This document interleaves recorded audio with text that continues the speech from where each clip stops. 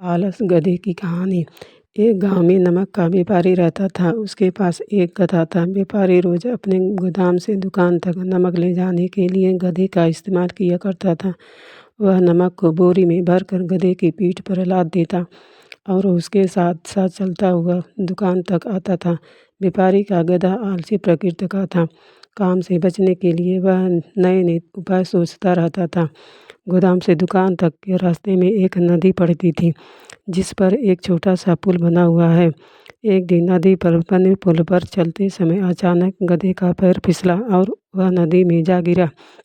नदी के पानी से नमक की बोरी भीग गई। जब तक व्यापारी ने गधे को पानी से निकाला, तब तक वह बोरी में भरा बहुत सारा नमक घुल चुका था।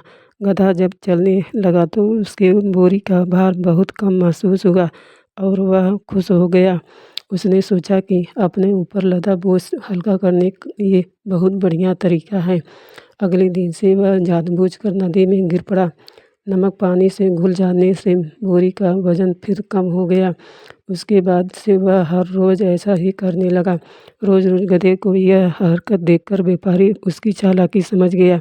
उसने गधे को सबक सिखाने का फैसला कर लिया और अगले दिन से बोरी में नमक के स्थान पर रुई भरकर गधे को पीठ पर लाद दिया।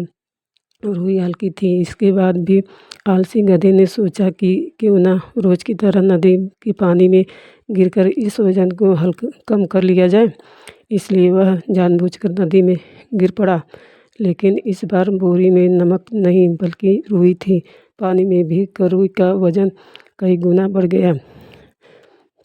गधा जब उठकर चलने को हुआ तो इतने भारी बोझ से उसका बुरा हाल हो गया। उस दिन के बाद से उसने कभी आलस न करने का निर्णय किया।